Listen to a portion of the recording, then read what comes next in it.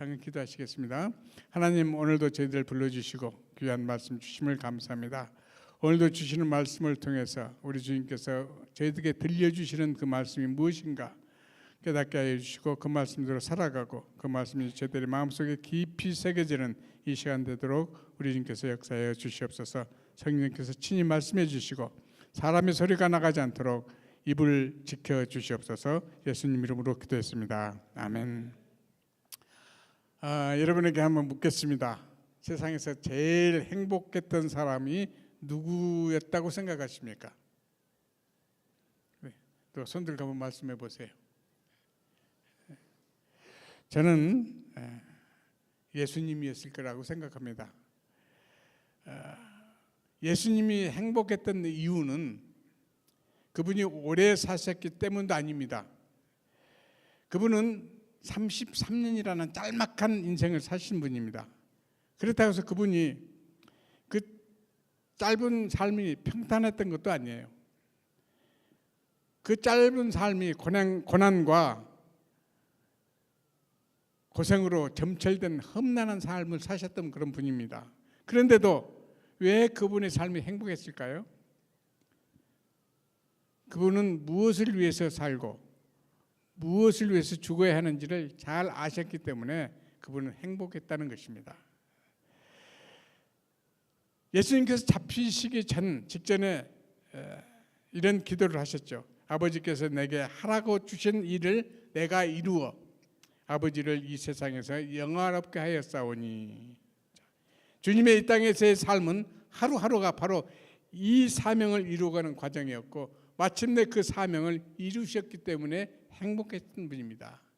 여러분도 꿈이 있죠? 그 꿈을 이루면 행복해집니다. 똑같이 예수님께서는 하나님께서 주신 사역을 이루었기 때문에 행복했던 분이라는 것입니다. 여러분이 잘 아는 윤동주라는 시인이 있죠. 그분이 십자가라는 시에서 예수님의 생애를 아주 깊이 있게 묘사했는데 뭐라고 했느냐면 괴로웠던 사나이, 행복했던 예수 그리스도라고 표현을 했습니다. 자, 오늘 본문을 우리가 이해하기 위해서는 요한복음 8장 마지막 절로 우리가 돌아가야 됩니다. 요한복음 8장 보면은 가늠하다 현장에서 잡힌 그 여인을 예수님께서 구해 주시는 그런 내용이 기록되어 있습니다. 그 사건 이후에 예수님은 유대인들에게 내가 누구고 내가 이 땅에 온 이유가 무엇인가를 이렇게 말씀하시다가 돌 맞아 죽을 뻔했습니다. 요한복음 8장 59절 마지막 절에 이렇게 기록됐죠. 그들이 돌을 들어 치려 하거늘 예수께서 숨어 성전에서 나가시니라. 그래서 예수님은 그들을 피할 수밖에 없었습니다. 거기까지가 8장 내용이고 오늘 본문 들어오면 1절에서 뭐라고 시작되냐면요. 예수께서 길을 가실 때에 날 때부터 맹인된 사람을 보신지라. 유대인들과 논쟁을 하시고 또 생명의 위협까지 당한 다음에 성전을 떠나시는 예수님의 발걸음이 얼마나 무겁겠습니까? 또 얼마나 스트레스를 많이 받았겠어요. 네. 그런 상황에서도 예수님은 길을 가시다가 날 때부터 소경된 사람을 보시고 그를 고쳐주시는 일을 또 하십니다. 그 어떤 고난이나 위협이나 피곤도 예수님이 하시고자 하시는 일을 막지를 못했다는 것입니다. 맹인을 치유하시기 직전에 예수님께서 때가 아직 낮음에 나를 보내신 이의 일을 우리가 하여야 하리라 이렇게 말씀하십니다. 우리가 하여야 하리라. 이 말씀이 오늘 본문 오늘 설교 제목입니다. 영어로 우리가 해야 하리라를 영어 성경에 보면은 we must 이렇게 됐죠. we must. 이것은 우리가 해도 되고 안 해도 되는 일이 아니라 꼭 해야만 됩니다. 우리가 이 말씀에서 알 수 있는 것은 예수님의 생각을 지배하고 있었던 그 사상 확인할 수 있을 뿐만 아니라 예수님께서 그 일에 예수님께서 꼭 하시고자 하시는 그 일에 우리를 초청하고 계신다는 것입니다. 예수님께서 우리가 마땅히 해야 할 일, 즉 선교와 섬김의 삶, 우리를 이 땅에 보내신 하나님의 뜻을 이루는 삶이 되어야 된다는 것입니다. 그래서 우리는 마땅히 해야 할 일이 그 무엇인가? 네? 첫째가 우리의 삶이 선교의 삶, 또 섬김의 삶이 돼야 되는 그 이유, we must, 꼭 해야 될 일이 뭐냐면 첫 번째가 우리는 보내심을 받은 존재이기 때문이라는 것입니다. 철학자 하이데커는 이런 말을 했죠. 인간은 세상에 던짐을 받은 존재라, 이런 말. 세상에 우리는 던져진 존재라고 이런 말했습니다. 그러나 성경은 그렇게 말하지 않습니다. 성경 뭐라고 하면 우리가 세상에 그냥 던져진 존재가 아니라 보내심을 받은 존재라는 거 말씀하십니다. 여러분 이 파스칼의 팡세 읽어보신 분 계시죠? 예. 거기 보면은 아주 인상적인 대목이 한 문제가 나오는데 제가 읽어드릴게요. 나의 일생의 이 짤막한 시간이 내 앞과 그리고 내 뒤에 연결된 영원 사이에 놓여 있고 내가 차지하고 있는 이 조그마한 공간이 나를 알지 못하며 나 또한 내가 알지 못하는 그 무한한 공간 속에 놓여 있음을 생각할 때 나는 왜 여기 있고 저기에 있지 않다는 것에 대해서 두려움과 놀라움을 느끼는가? 나는 왜 저기에 있지 않고 여기에 있는가? 나는 왜 그때 있지 않고 지금 이때 있는가? 누가 나를 여기에 갖다 놓았는가? 누구의 명령, 누구의 지시로 지금 이 장소가 나에게 주어진 것인가? 무한한 공간과 영원한 침묵이 나를 전율하게 한다. 그런 대목이 나옵니다. 무엇 때문에 여러분은 지금 이 자리에 이렇게 살고 있습니까? 무엇 때문에 이 많은 교회들 중에서 대학촌 교회에 여러분이 와 계십니까? 그것은 성경 말씀대로 우리는 보내심을 받은 존재이기 때문이라는 것입니다. 보내심을 받았다는 데는 두 가지 전제가 있습니다. 첫째가 뭐냐면 보내신 분이 있다는 거예요. 누가 여러분을 여기에 보내셨습니까? 우리를 보내신 분은 창조자 하나님이십니다. 그분이 우리를 지금 이 자리에 보내셨다는 거예요. 또 하나는 보내심을 받은 이유라는 거예요. 왜 우리는 여기에 보내심을 받은가? 그 이유가 있는데 우리는 이 땅에 우연히 던져져서 어쩔 수 없이 살고 있는 존재가 아니라 우리를 보내신 분의 뜻을 이루기 위해서 바로 이곳에 우리는 와 있다는 것입니다. 예수님은 자기에게 주어진 그 사역을 구원 사역이라고 생각하셨습니다. 즉 맹인의 눈을 뜨게 하는 것이 지금 내가 꼭 해야 할 사명이라고 생각하신 거예요. 여기서 맹인의 눈을 떴다는 것도 중요하지만 그러나 그보다 더 중요한 것은 예수님은 이 사건을 통해서 그분이 이 땅에 오신 궁극적인 목적을 나타내시고자 하신 것입니다. 9장 마지막 절에 보면 예수님은 맹인의 눈을 뜨게 하신 후에 아주 재밌는 말씀을 하십니다. 예수님 말씀을 쭉 듣고 있던 바리새인들 중에 한 사람이 이런 말을 하죠. 그러면 우리도 맹인인가요? 우리도 소경인가요? 하고 묻습니다. 그때 예수님께서 너희가 맹인 되었더라면 죄가 없으려니와 본다고 하니 너희 죄가 그대로 있느니라고 하는 재미있는 말씀을 하십니다. 예수님께서는 바리새인들이 실제로는 보지 못하면서도 본다고 착하고 있는 것을 아주 예리하게 지적하신 거예요. 지금 예수님은 단순히 육체적인 맹인을 다루고 계신 것이 아닙니다. 맹인의 눈을 뜨게 해주심으로써 예수님께서 자신이 내가 이 땅에 오신 목적이 무엇인가를 보여주고 계십니다. 여러분 구원받았다는 것이 무엇일까요? 구원받았다는 것이 무엇이에요? 여러분 구원 받으셨어요? 네, 구원 받으셨으면 끄덕끄덕, 안 받았으면 도리도리 하세요. 자, 구원 받으셨습니까? 네. 목에 딱 굳은 분도 계시네요. 네. 아직 확신이 없으신 분들.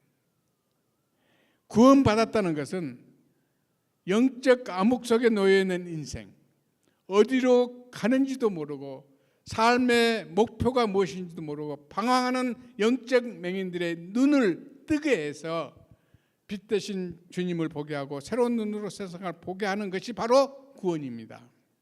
쉽게 말하면 우리 감겨진 영의 눈을 뜨게 해서 우리 주님을 바라보게 하는 것이 구원이에요. 바로 이것을 위해서 주님은 보내심을 받은 것입니다. 성경에는 예수님이 이 땅에 오신 목적을 설명할 때마다 인자라는 말씀을 쓰십니다. 인자가 온 것은 잃어버린 자를 구원하려 함이니라. 인자라는 말을 많이 쓰십니다. 예수님은 사람을 구원하기 위해서 이 땅에 오셨습니다. 그래서 오늘 본문에서도 맹인의 눈을 뜨게 하는 것도 중요하지만 그보다 더 중요한 것은 그의 영의 눈을 뜨게 해서 하나님을 바라보게 하고 하나님과 관계 속에서 새로운 인생을 살아가게 함으로써 구원의 사역을 이루는 것이었습니다. 예수님은 실로암이라고 하는 아주 인상적인 장소에서 맹인의 눈을 치료하십니다. 실로암은 보내심을 받았다는 뜻이죠. 그러므로 실로암은 예수님의 삶을 상징적으로 묘사하고 있는 것입니다. 예수님은 보내심을 받은 분이기 때문에 실로암 보내심을 받은 곳. 예수님은 보내심을 받아 이 땅에 오셨습니다. 맹인의 눈을 뜨게 해서 하나님을 바라보게 하고 삶의 참된 목표를 보게 하기 위해서 보내심을 받은 분입니다. 그런데 예수님께서 어느 날 제자들에게 아버지께서 나를 보내신 것 같이 나도 너희를 보내노라 라고 요한복음 20장 21절에서 말씀합니다. 예수님께서는 잃어버리는 영혼들을 구원하기 위해서 이 땅에 오신 것처럼 예수님을 통해서 구원받은 모든 사람들의 삶에서도 분명한 하나님의 뜻이 있다는 것입니다. 예수님이 보내심을 받은 것처럼 구원받은 우리들도 오늘 보내심을 받고 있다는 것입니다. 우리도 보냄을 받고 있는 거예요. 지금 목사님, 우리 박 목사님 몽골에 가서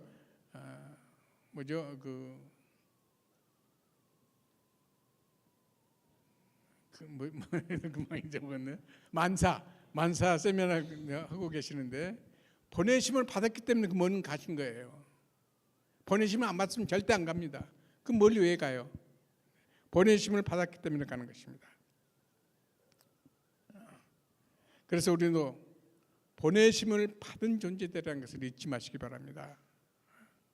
쓰임을 받기 위해서 하나님께서 우리를 쓰시기 위해서 우리를 이 아나보 대학정교회에 보내셨다는 것입니다. 이 사실을 잊지 마시기 바랍니다. 자, 둘째는 뭐냐면요. 왜 우리의 삶이 선교의 삶, 섬김의 삶이 돼야 하는가? 그것은 우리가 아니면 그 일을 아무도 할 수 없기 때문입니다. 맹인의 눈을 뜨게 하는 일은 예수님만이 하실 수 있는 일입니다. 왜 예수님만이 그 일을 할 수가 있을까요? 그분은 창조자이시기 때문입니다. 사람은 누구도 맹인의 눈을 뜨게 할 수가 없습니다. 오직 하나님 한 분만이 그 일을 하실 수가 있습니다. 마찬가지로 우리가 할 수 있는 것, 세상 사람들이 할 수 없는 일이 우리에게 주어져 있습니다. 그것이 뭡니까? 만사예요. 만사 형통이라고는 처음에 착각을 했는데요. 만사, 만나면 사랑하는 것. 사랑 아무나 합니까? 남녀가 만나서 에로스 사랑은 얼마든지 할 수가 있습니다. 그러나 하나님께서 우리에게 주신 아가페 사랑은 믿는 우리들뿐이 할 수가 없는 거예요. 그래서 만나면은 예수를 전하고 사랑을 전하는 것입니다. 그래서 예수님이 이 사랑을 전하는 것, 소경의 눈을 뜨게 하는 것, 그것은 하나님이 창조자이시기 때문에 할 수 있다는 거예요. 오늘 본문에 등장하는 맹인은 예수님이 하나님께로부터 보내심을 받은 분이라는 사실을 분명히 알고 있었습니다. 그래서 그는 눈을 뜬 후에 아주 감동적인 간증을 하죠. 뭐라고 합니까? 간증? 창세 이후로 맹인으로 난 자의 눈을 뜨게 하였다함을 듣지 못하였으니 이 사람이 하나님께로부터 오지 아니하였으면 아무도 아무 일도 하지 못하였으리라. 요한복음 9장 32절에서 이런 간증을 합니다. 하나님께로부터 보내심을 받지 않았으면 이런 일을 할 수가 없다는 것입니다. 우리가 전도하는 것도 하나님께로부터 보내심을 받았기 때문입니다. 세상 사람들은 전도 못합니다. 하나님께로부터 받은 사람들만이 할 수 있는 거예요. 예수님께서 병자를 고치실 때 항상 같은 방법으로 하신 것도 아닙니다. 오늘 본문에서 아주 독특한 방법으로 맹인의 눈을 뜨게 하십니다. 침을 뱉어서 진흙을 이겨서 눈에 바른 것 아주 흥미롭습니다. 벵겔이라는 신학자는 이 대목을 뭐라고 설명했느냐면 예수께서 왜 진흙으로 맹인의 눈을 치유하셨는가? 태초에 진흙으로 사람을 창조하셨으므로 그분께서는 지금도 동일한 재료로 사람을 치유하심으로써 그분의 창조 사역을 선포하신 것이다 라고 말했습니다. 즉 흙으로 사람을 만드셨던 그 하나님께서 맹인의 눈에 흙을 발라서 내가 너를 창조한 하나님이라는 것을 보여주신 것입니다. 아주 추운 겨울날 아침 디트로이트에서요. 디트로이트 굉장히 춥잖아요. 네. 디트로이트에서 아주 유명한 메케닉 한 사람이 아침 출근을 하다가 메케닉 차가 고장이 난 것입니다. 그러니까 자기 메케닉이 얼마나 자신 있게 차를 한쪽으로 세워놓고 후드를 열어서 어디가 고장났나 아무리 찾아봐도 어디가 고장났는지 알 수가 없습니다. 쩔쩔매고 있는데 출근 시간은 늦어지고 쩔쩔매고 있는데 옆에 아주 고급 세단이 하나 지나가다가 앞에 탁 쓰더니 거기서 신사 한 분이 아주 멋쟁이 신사 한 분 쓱 내리더니 무슨 일입니까? 제가 도와드릴까요? 이렇게 말씀하십니다. 그러니까 이 메케닉이 속으로 생각하기를 그래도 내가 이 디트로이트에서 최고의 메케닉인데 노인네 당신이 무엇을 안다고 그러느냐 하면서 자리를 비켜줬습니다. 한번 보십시오. 그러니까 이 노인 신사분이 몇 군데 이렇게 뚝뚝 맞히더니 시동을 한번 걸어보십시오. 시동을 딱 걸으니까 브릉 걸립니다. 이 깜짝 놀랐어요. 메케닉 나도 모르는 저 노인이 어떻게 아느냐. 그래서 혹시 선생님 성함이 무엇입니까? 그러니까 이 노인이 자기 주머니에서 명함을 한 장 떡 꺼내주고 떠나버렸습니다. 떠나고 났는데 멍이 차도 명함을 딱 보니까 명함에 뭐라고 써졌냐면 헨리 포드 써진 거예요.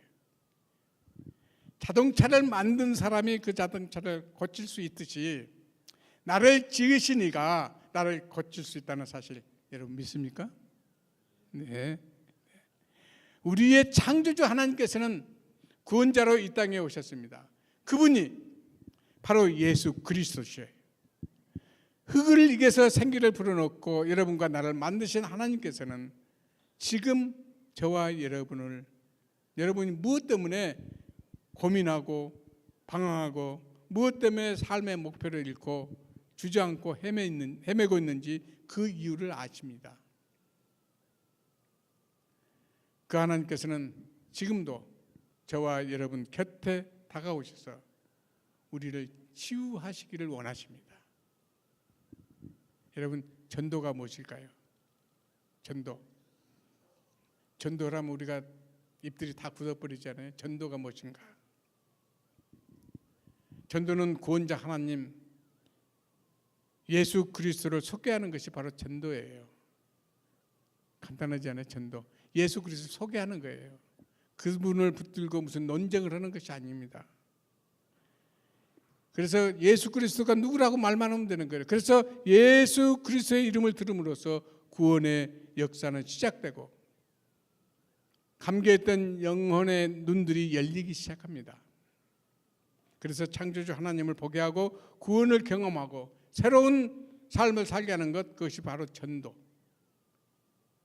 예수께서는 바로 그 일에 우리를 사용하시기를 원하십니다. 예수 믿으십시오. 예수만 소개하면 돼요. 뭐라고 설명할 필요 없어요. 그 뒷일은 우리 성령께서 다 역사하십니다. 그리스도를 증거하기 위해서 예수님보다 먼저 이 세상에 보내심을 받은 한 인물이 있습니다. 성경은 그를 침례 요한이라고 부르죠.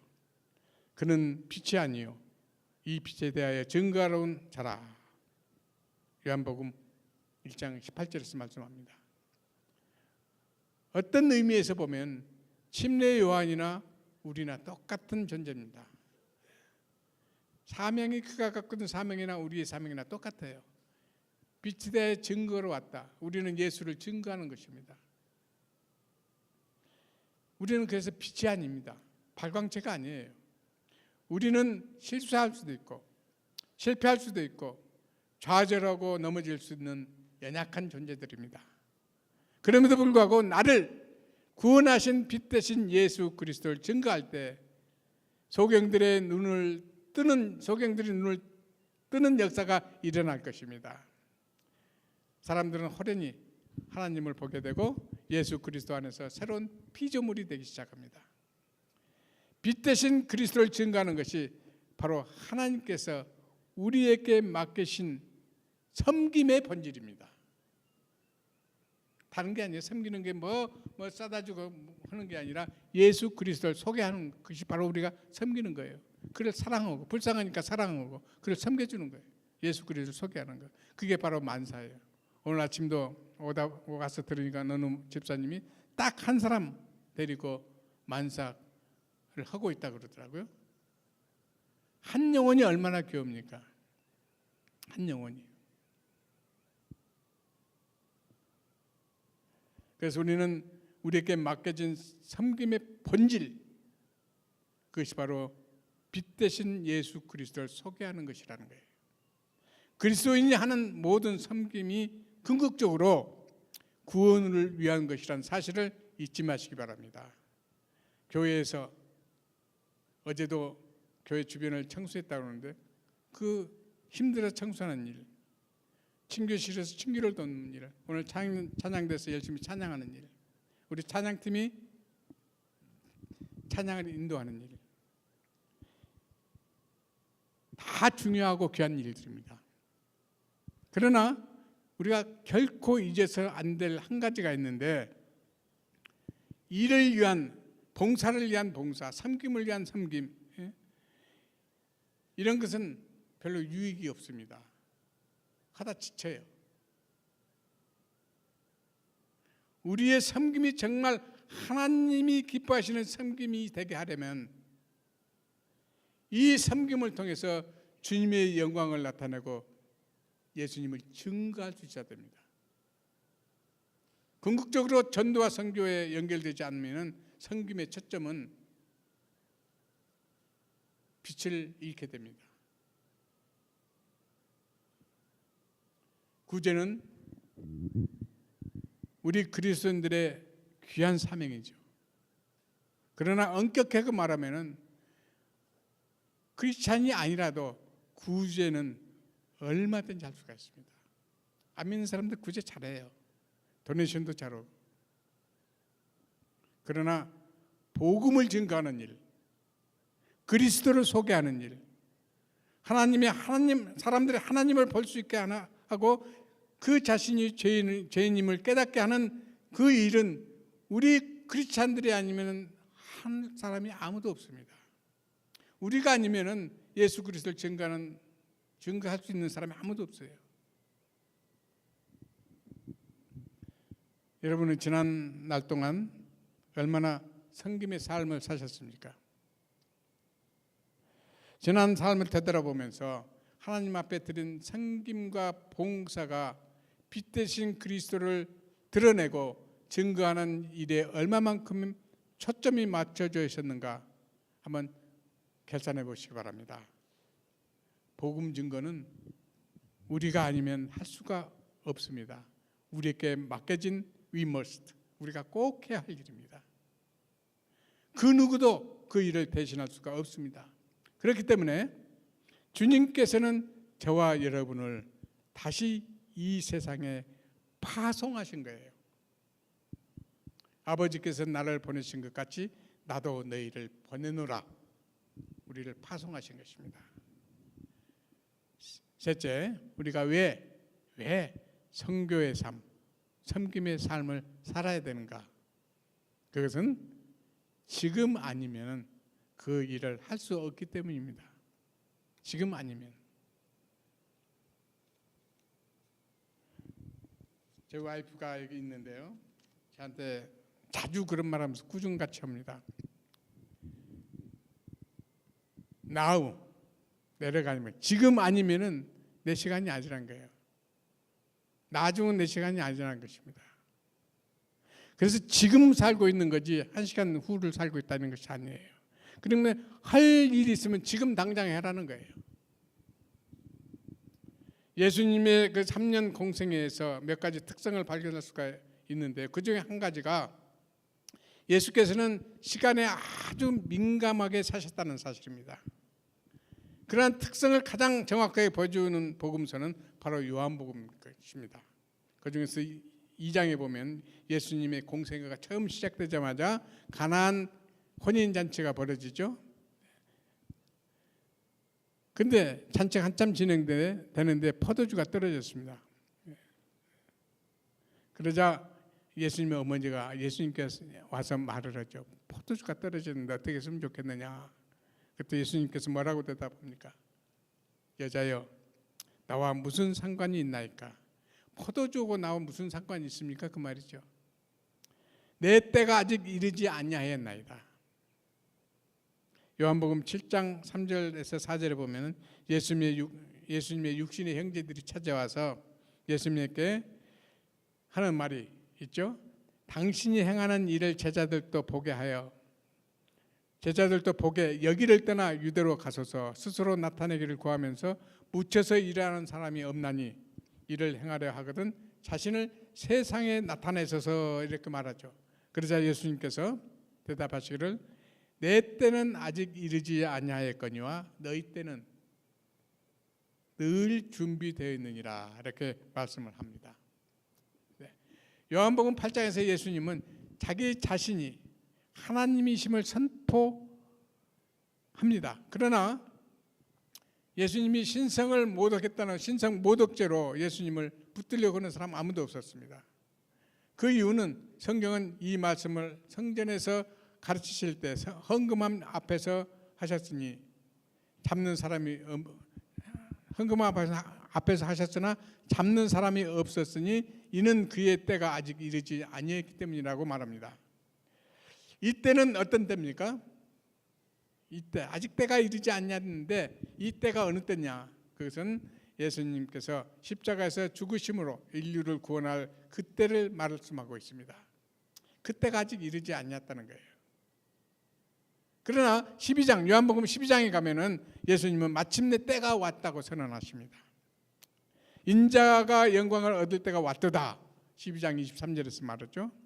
그리고 요한복음 13장 1절에서는 유월절 전에 예수께서 자기가 세상을 떠나 아버지께로 돌아가실 때가 이른 줄 아시고 세상에 있는 자기 사람들을 사랑하시되 끝까지 사랑하시니라라고 말씀합니다. 마침내 이 세상을 떠날 때가 됐다는 것입니다. 요한복음 17장에는 예수님의 마지막 기도가 기록되어 있습니다. 여기 예수님께서 뭐라고 기도하시냐면 아버지여 때가 이르렀으니 아들을 영화롭게 하사 아들로 아버지를 영화롭게 하소서. 결국 예수님은 시간을 계수하시면서 사신 분입니다. 그분은 자신의 삶의 목적과 방향을 알고 계셨고 자신의 삶이 하나님 앞에 어떤 방법으로 드려야 할지도 잘 알고 계셨습니다. 마침내 십자가의 시간이 됐습니다. 이제 때가 이르렀습니다. 나로 그 일을 하게 하옵소서라고 기도합니다. 바울 사도도 시간을 계수하는 인생을 살았습니다. 바울이 시간에 대해서 가장 강력하게 말한 그 구절이 뭡니까? 세월을 아끼라 때가 악하니라 그랬습니다. 세월을 아끼라 때가 악하니라. 세월을 아끼라는 말은 원문대로 그대로 직역하면 무슨 말이냐면요, 세월을 구원하라 그 말입니다. 여러분, 잃어버린 세월, 잃어버린 시간, 잃어버린 영혼이 얼마만큼이나 비참하다는 사실을 여러분 아세요? 하나님께서 주신 분명한 목적과 소명을 성취하기 위해서 여러분은 얼마나 전력을 다하고 있습니까? 혹시 낭비하는 인생을 살고나 있지 않는지 모르겠습니다. 인디안 선교의 전생애를 바쳤던 데이비 브레이너드라는 분의 일기, 제 책꽂이에 있는데 그걸 읽어본 적이 있습니다. 아주 평범한 일기인데도 불구하고 이 일기처럼 수많은 사람들의 마음을 바꿔놓은 그 책도 아마 드물 것입니다. 조나단 에드워드라든가 존 웨슬레, 윌리엄 캐리, 짐 엘리엇 같은 훌륭한 설교가들도 이 일기책을 읽고 자신의 삶이 변화됐다고 고백하고 있습니다. 인디안 선교에 묵묵히 전생애를 바친 이 한 사람의 일기가 그토록 많은 사람들의 삶에 역동적인 영향을 끼친 이유 중에 하나는 바로 그의 투명성입니다.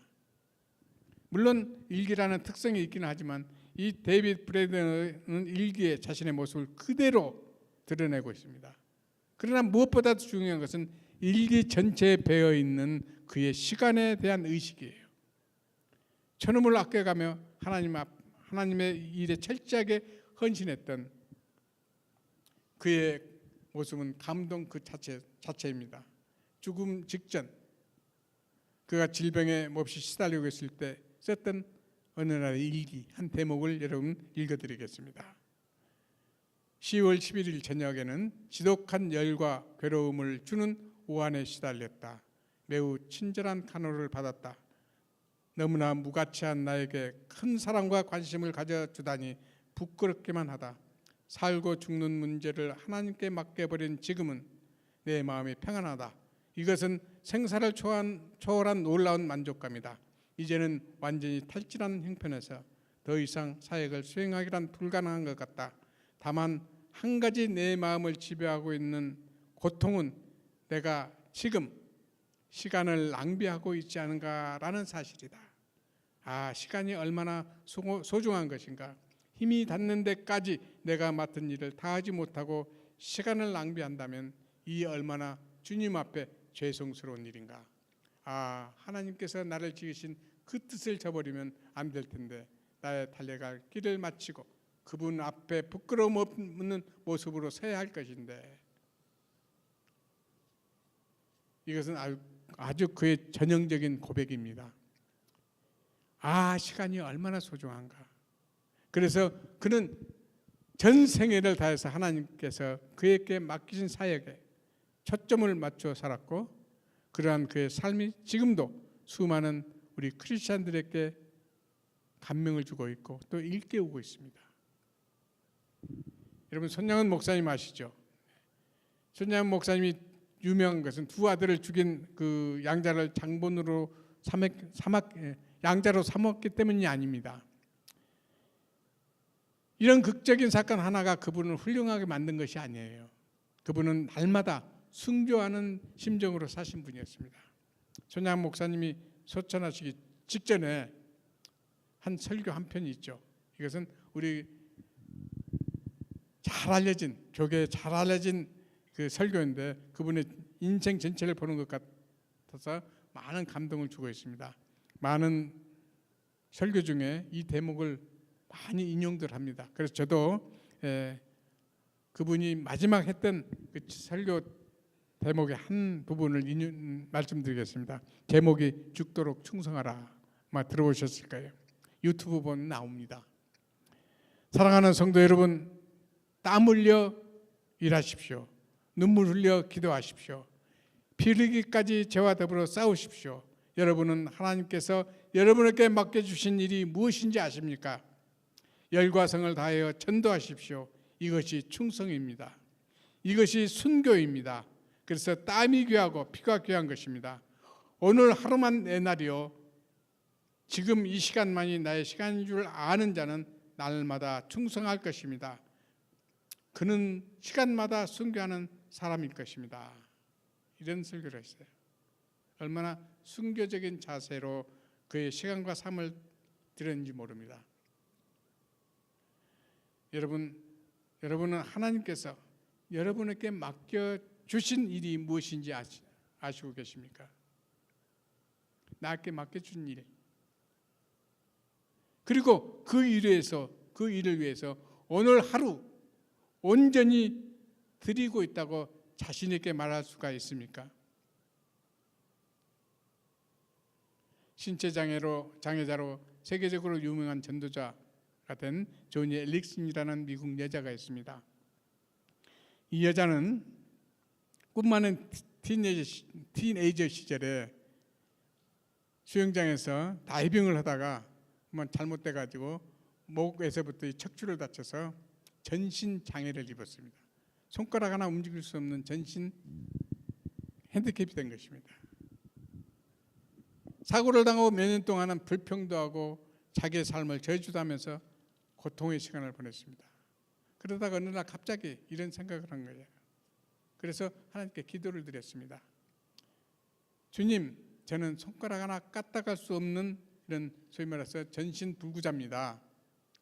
그러나 이런 형편으로도 내가 할 수 있는 일이 있다면 이제는 하나님께 불평 원망하지 않겠습니다. 이런 기도를 드렸어요. 그리고 내가 할 수 있는 일이 무엇인가를 가만히 생각해 보니까 전신을 움직일 수 없는데 한 군데가 움직이는 곳이 있는 거예요. 그것이 바로 입이었습니다. 입. 네. 그래서 식구들에게 붓을 달라고, 연필을 달라고 해서 입에다 물고 그림을 그리기 시작했습니다. 한번 생각해 보시기 바랍니다. 입만 겨우 움직일 수 있는 그 입에 연필을 물고 그림을 그리니 그 그림이 제대로 되겠어요? 삐뚤삐뚤 엉망진창입니다. 처음에는 연필을 무는 일까지도 힘들었습니다. 그러나 계속해서 연필을 물고 그림을 그리다 보니까 어느 정도 그림도 되고 나중에는 완숙한 그림이 되기 시작했습니다. 이 사실이 세상에 알려지니까 칼렉타라고 하는 볼펜 회사에서 우리 회사 광고 모델로 채용하겠다는 섭외가 들어왔습니다. 그래서 그 섭외에 받아들였습니다. 그래서 그 회사 볼펜을 입에 물고 그림을 그리기 시작하는데 하나 조건이 있습니다 하고 조건을 내셨어요. 그건 뭐냐면은 그림 밑에 들어가는 사인은 내가 원하는 것을 하겠습니다. 그래서 그렇게 승낙을 받고 그림을 그리고 항상 그 밑에다 쓰는 사인이 PTL입니다. PTL 약자인데 Praise the Lord, 주님께 영광을 돌리는 거죠. 그래서 그 조니가 그리는 모든 그림과 글 밑에는 이 PTL이라는 것이 붙어 다니고 있습니다. 그래서 여러분 가끔 그림을 보다 PTL 하면은 조니 엘릭슨이 그린 그림이다, 전신 불구자가 입으로 그린 그림이다 생각하면 됩니다. 그래서 주님께서는 조니 엘릭슨에게 조금씩 힘을 주셨고 마침내 그녀는 입을 열어서 복음을 전도하는 전도자가 된 것입니다. 그래서 전도하기 시작한 거예요. 아마 여성들 분 중에서 이 조니보다 더 크게 쓰임 받은 사람도 드물 것입니다. 하나님, 내가 할 수 있는 일만 있다면 하나님을 원망하지 않겠습니다. 오늘 여러분이 할 수 있는 일은 무엇입니까? 그리고 여러분은 그 일을 지금 이루고 있습니까? 우리 예수님께서 오래 사셨기 때문에 행복한 분이 아니었습니다.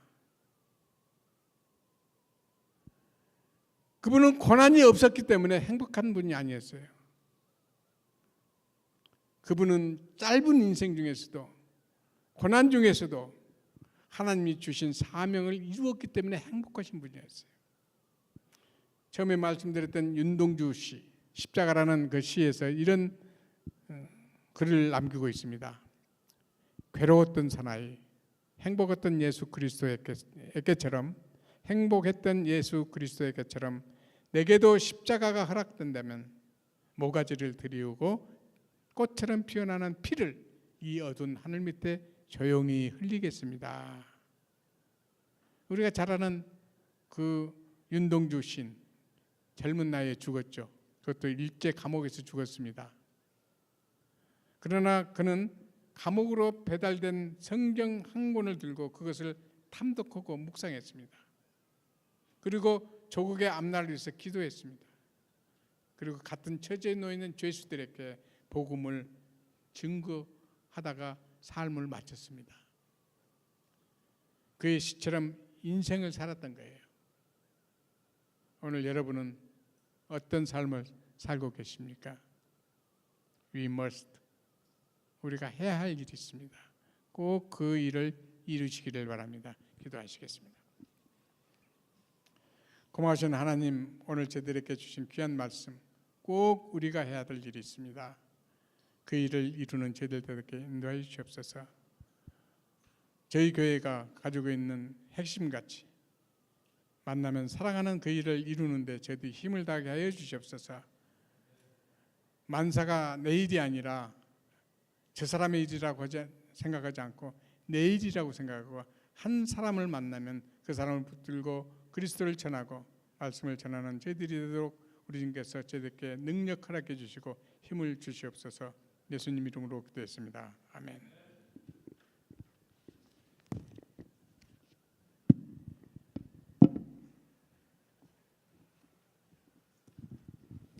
네, 감사합니다.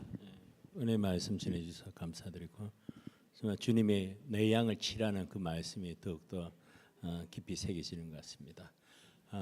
헌금위원들 나와주셔서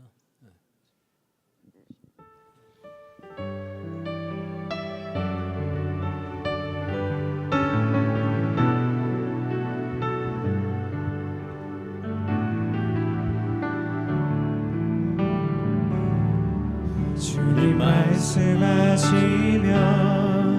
내가 나가리다. 주님 뜻이 아니면 내가 멈춰서리다. 나의 가고 서는 건 주님 뜻에 있으니 오 주님 나를 이끄소서. 뜻하신 그곳에 나 있기 원합니다.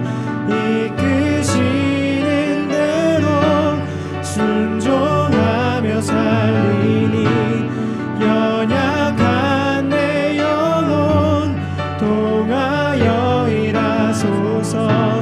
주님 나라와 그 뜻을 위하여 뜻하신 그곳에 뜻하신 그곳에 나 있기 원합니다. 이끄시는 대로 순종하며 살리니 연약한 내 영혼 통하여 일하소서. 주님 나라와 그 뜻을 위하여 오 주님 오 주님 나를 이끄소서.